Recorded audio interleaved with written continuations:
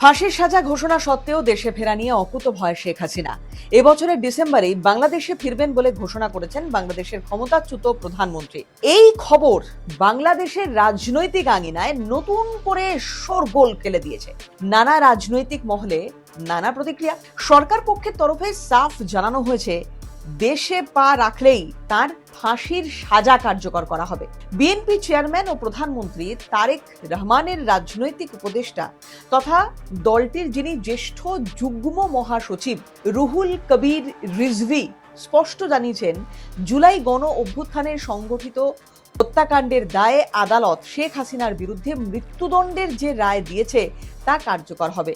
তার কথায়, হাসিনা দেশে ফিরবেন কি ফিরবেন না সেটি তাদের দলীয় বিষয়, তবে জনগণ চায় তার বিরুদ্ধে মামলার রায় যেন কার্যকর হয়। বর্তমানে আদালত সম্পূর্ণ স্বাধীনভাবে কাজ করছে এবং সরকার এতে কোনো হস্তক্ষেপ করছে না। সম্প্রতি রয়টার্সকে দেওয়া একটি সাক্ষাৎকারে হাসিনা জানিয়েছিলেন যে পলাতক নেতা কর্মীদের নিয়ে দেশে ফিরে আত্মসমর্পণের ইচ্ছে প্রকাশ করার পর থেকেই প্রধান রাজনৈতিক দলগুলির মধ্যে পাল্টা প্রতিক্রিয়া এবং অভিযোগ দেখা দিয়েছে।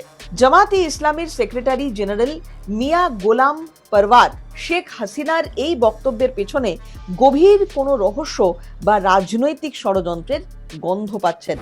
তিনি বলেন, হাসিনার এই ঘোষণার পেছনে দেশের অভ্যন্তরীণ রাজনীতির কোনো পক্ষের ইন্ধন থাকতে পারে।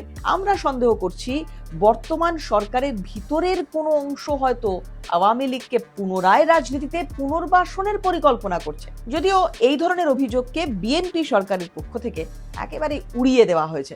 গণ অভ্যুত্থানে শেখ হাসিনা সরকারের পতনের পর ছাত্রদের গঠিত রাজনৈতিক দল জাতীয় নাগরিক পার্টির আহ্বায়ক নাহিদ ইসলাম অত্যন্ত কঠোর ভাষায় প্রতিক্রিয়া জানিয়েছেন। বলেছেন যে শেখ হাসিনা যদি দেশে ফেরে তবে তা কেবল তার মৃত্যুদণ্ডের রায় কার্যকর করার জন্যই হবে। একজন মৃত্যুদণ্ডপ্রাপ্ত আসামির কোনো ধরনের সাক্ষাৎকার দেওয়া বা কর্মসূচি ঘোষণার আইনগত অধিকার নেই। শেখ হাসিনা এই মুহূর্তে ভারতে রয়েছেন নয়াদিল্লিতে। সেখান থেকে স্বদেশের রাজনৈতিক স্থিতিশীলতা নষ্ট করার চেষ্টা করছেন বলে অভিযোগও উঠেছে তার বিরুদ্ধে। উল্লেখ্য, গত বছরের 17 নভেম্বর আন্তর্জাতিক অপরাধ ট্রাইব্যুনাল জুলাই গণ অভ্যুত্থানে মানবতা বিরোধী অপরাধের দায়ে শেখ হাসিনাকে মৃত্যুদণ্ডের আদেশ দিয়েছিল। এছাড়াও সারা দেশে তার বিরুদ্ধে 663টি মামলা এই মুহূর্তে চলছে, যার মধ্যে 450টি তার মামলা।